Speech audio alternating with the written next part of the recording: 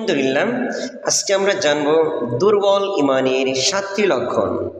যাদের মুসলমান অথচ ইমান দুর্বল, কিসের জন্য দুর্বল আসেন আমরা জেনে নেই। 1 নম্বর হলো কোরআন মাজিদ না পড়া। 2 নম্বর হলো গরিব ও মিসকিনদের দান খয়রাত না করা। আল্লাহ রাব্বুল আলামিন বলছেন ওয়ামিম্মা রাযাকনাহুম ইউনফিকুন, আল্লাহ যা দিয়েছে ওখান থেকে কিছু ব্যয় করতে হবে, সব খেলে আমার করলেই হবে না। 3 নম্বর হলো নামাজে অলসতা, যদিও নামাজ পড়ে অনমনোযোগী হয়ে। 4 নম্বর হলো পাপ করা সত্ত্বেও মনে পাপ সৃষ্টি হয় না। 5 নম্বর হলো আল্লাহর স্মরণ থেকে সে মুখ ফিরিয়ে নেওয়ায় আর দূরে চলে যায়। 6 নম্বর হলো দুনিয়ার মোহে পড়ে অন্ধ হয়ে যায়, অর্থাৎ দুনিয়ার মোহব্বত ঢুকে যায়। হুব্বুদ দুনিয়ার রসকুল্লি খতিয়া, দুনিয়ার মোহব্বত যদি ঢুকে যায় সে অন্ধের মধ্যে পড়ে যাবে। 7 নম্বর হলো বিপদে ধৈর্য ধারণ না করা। আশা করি সবাই বুঝতে পারছেন দুর্বল ইমানের কয়টি লক্ষণ।